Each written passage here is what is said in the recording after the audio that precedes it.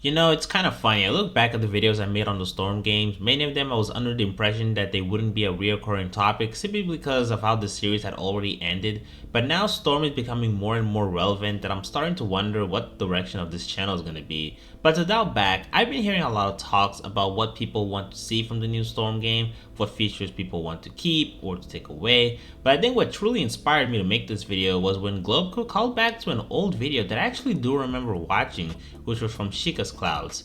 Throughout the history of the Storm games, many players have shared their issues with the fact that features would often get removed as the years went by.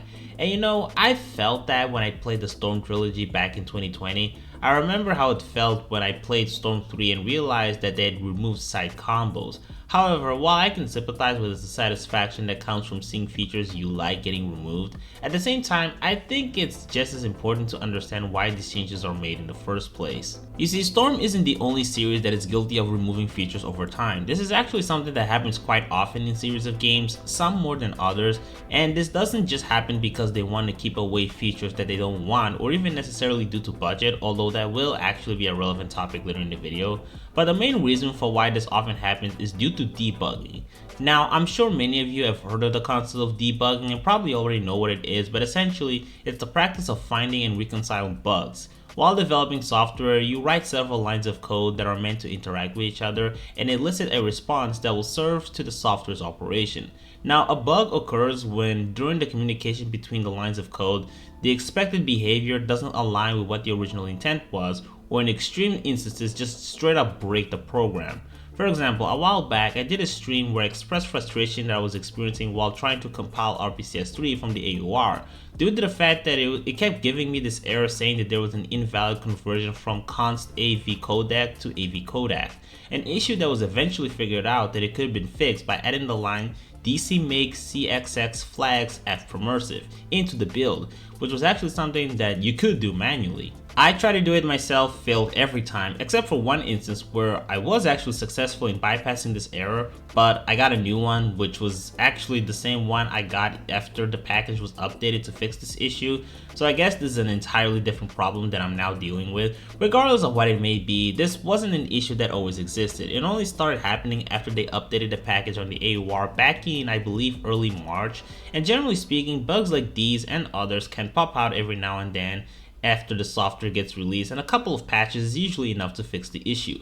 Where it becomes more complicated is during the development phase, simply because they're now designing the code for the first time, in which there's typically a dedicated team specialized in identifying and finding solutions for bugs that may occur while they're still in the testing phase. Which, trust me, it's not a small amount, especially when you're developing a massive video game. So to get back to the Storm games, let me explain to you just how complicating the debugging process would be. So the first game gets released in 2008. It's a success, huge departure from what they were doing in the PS2 era, and seemed like a promising project. Then Storm 2 arrives, and this is where things become more complicated for two main reasons. For one, it being a sequel means that they now need to build off of what they had already made. Now, I'm sure many of you would probably think that since all they need to do is reuse Storm 1's overall architecture and a few other assets while developing new ones, then of course that would make the debugging process a lot easier. But no, that's not at all the case. In fact, reusing assets from previous games to build off of might actually in some instances be more difficult to debug, because in the end, when you develop a new game, you're writing new lines of code on top of what you had already created, and because the older code wasn't originally designed to interact with the new code that you're now creating, that's when the bugs can end up occurring. That's why extensive debugging is often needed, because sometimes the mismatch of codes can be very subtle. In the case of Storm 2, what would especially make things even more difficult is the fact that this was the first ever Ultimate Ninja game that wasn't a PlayStation exclusive. Unlike the first Storm and that was only released for the PlayStation 3, Storm 2 was also made for the Xbox 360. The thing is, nowadays when you compare the PS5 with the Xbox Series X, while they certainly don't have the exact same hardware, at the same time, they're not too terribly different from each other, especially when compared to 2 generations prior, because the Xbox 360 and the PlayStation 3 were not at all the same. made even more difficult by the fact that the CPU present on Sony's hardware was unbelievably complex. So much so that many developers complained about the fact that it was very difficult to develop games for this console, to the point where ports for the PlayStation 3 would often play much worse than in the Xbox, despite the fact that Sony's hardware was technically speaking more powerful. Now, Storm 1 being initially made for the PlayStation 3 may not have necessarily meant that they would have the same difficulties designing the next few games for this console, but what would prove to be difficult is departing from the model they used to have of solely fixating on one hardware, and instead had to now develop games for an entirely different one alongside that was fundamentally different from what they were already working with. In fact, and this is just my personal theory, please don't take this as fact, but I always wonder if perhaps the reason why Storm 2 felt like the game that revamped the system the most might have actually been because they didn't want to deal with the nightmare that would come from debugging the game, that they would rather rework the game's overall architecture and making something fresh that was at its core catered to functions for both consoles. But even if we were to ignore the concept of debugging, there's also another thing that they needed to deal with, and that's software bloat. Now, bloat can honestly have different meanings depending on who you ask, but for this case in specific, what I mean by a piece of software being bloated is essentially when it starts consuming an unnecessary amount of resources on your hardware, to the point where it starts to compromise the performance, disk space, and memory in a way that isn't justified. You see, with computers, there are ways to mitigate bloated software. You can minimize the processes on your computer, you can nerf the graphics on the game settings, or the more expensive route, just upgrading the components on your computer. None of those are necessarily what I would describe as solid solutions to software bloat, but regardless, compared to computers, games developed for consoles, especially back in the day when the culture of releasing unfinished games and patching them out over time wasn't as big as nowadays, they had a much harder time getting away with software bloat, because if that happened, there was no way to mitigate it. Gaming consoles tend to have closed off ecos. You can't personally upgrade or manage the amount of processes active while playing games. You can't modify the graphic settings to the same degree that you can on a PC. The best that can truly happen are mid-generational updates whenever Sony and Microsoft release slightly more powerful versions of the console, which might make the games run better, but the games still need to run in the base version as a prerequisite. Now, with the Ultimate Ninja Storm games mostly releasing titles within the same console generation and pushing to improve and innovate, while also dealing with more or less the same hardware limitations they had when the generation first began, if you follow this model of stacking new features on top of existing ones, even if you somehow manage to get the game to run, you still run the risk of overloading the game and the console, which will cause it to not run very well. Hell, sometimes the bloat doesn't even necessarily originate from having too many features, but just from some features carrying residual data. Like maybe over time, some features might start carrying some data that was specifically designed to work with specific functions or lines of code present in the first game that might not exist anymore in the later games, and yet they stick around and subtly eat up the system's resources. This was a much bigger cause for concern several decades ago during the 8-bit and 16-bit era of gaming, because the systems back then were extremely limited.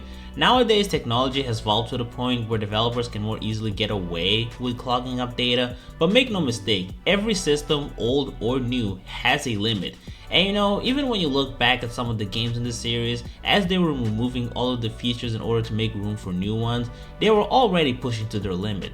Look at Storm 1, you went to Awakening mode, absolutely no issues. Storm 2 and onwards, whenever you land any attack while awakened, you start seeing massive frames dropping, borderline unplayable with some characters. Another example is Storm Revolution. A lot of people really didn't like the fact that there was a split between Ultimate Ninja type and Awakening type. But what a lot of people don't know is that the reason why this happened was because of the RAM limitation present in the PlayStation 3.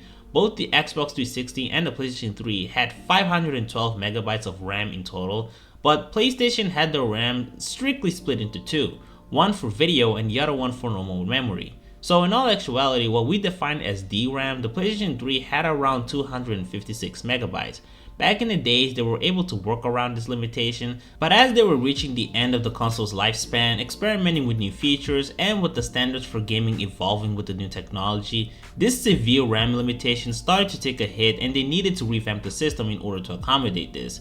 No one liked it, of course, which is why for Storm 4, they unified Ultimate Jutsu and Awakening, especially now that they didn't have to worry about the PlayStation 3's low RAM. Now, I'm sure some would wonder, okay, but if PlayStation 3 can run games like GTA 4, Uncharted, The Last of Us, and all that juicy stuff, what's so difficult about getting to run a game that isn't as high in terms of production quality?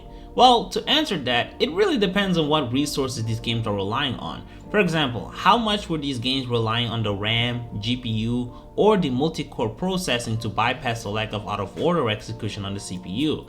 How much do these games take advantage of the SPEs, which is commonly regarded as being extremely difficult to work on, that when you look back at the console's history, it was mostly the first party titles that managed to find solutions to maximize the cell processor, which even then only really took effect at around the end of the console's lifespan. How much can these games financially afford to design the assets and processing shaders? Because those things are easier to take advantage of than features that require RAM usage, for example. A game being less budgeted doesn't automatically mean that it will be easier to run on these consoles, especially for tightly designed systems like these that require heavy optimization due to the fact that these are cheap, affordable hardware, so oftentimes they'll cut corners in some areas, which allows them to be inexpensive enough, and it's what gives them leeway for them to sell the devices at the prices that they do. For example, both the PlayStation and the Xbox, even up until the previous generation, were notorious for having compromised CPUs, with the 8th generation cutting back on the clock speeds. But with careful optimization, they've been able to keep up with the advancement of modern gaming by cutting corners in some areas and maximizing others, and games having less production quality doesn't always necessarily translate to being easier to run, especially when the hardware specs aren't evenly distributed. These are the kinds of things that they need to deal with during the production of these games, and I really felt like pointing out because oftentimes people are very quick to call developers lazy and untalented, and hey, looking back, I honestly think that some of the production hurdles that they had to deal with probably could have been mitigated with a bit of maintenance. I'm sure if some of us had access to the source code of some of these games, maybe over time we could have come up with better solutions for how to get them to run better on those older systems and reducing some of the bloat. But at the end of the day, when you have a yearly release schedule with tight productions and not that much budget to work with, yes, CyberConnect 2 games tend to have higher production quality than the average anime game, but at the end of the day, it's still a fucking anime game. Even their highest produced game probably still looks like baby shit compared to some of the AAA titles from even 2 generations ago. Back then, their staff wasn't as big as it is right now, so when you take all of these into consideration, there should be some room for understanding as far as why in some instances they have to resort to removing certain features for better optimization. Plus, I also wanted to make this video because if we're going to have conversations regarding the direction of the Storm series, if we really are going to get a new Storm game and everything Senju Japan has been saying regarding the game being more competitive, and also some of the speculation regarding a new engine being implemented, I really think that I should point this out very bluntly. They are definitely going to remove features. There is no way they're going to be able to maintain every single one of the legacy features and functionality from a series of games that's more than half a decade since the last game was released. Things are going to get removed, stuff's going to get revamped, and honestly, I think we should be open to that because it also means that new and innovative features are coming. Whether or not these changes are going to improve the game or not is a completely different story. At the moment, we really don't know what to expect, which is why I'm refraining from sharing any comment on what I think the game will be and how I want it to be changed.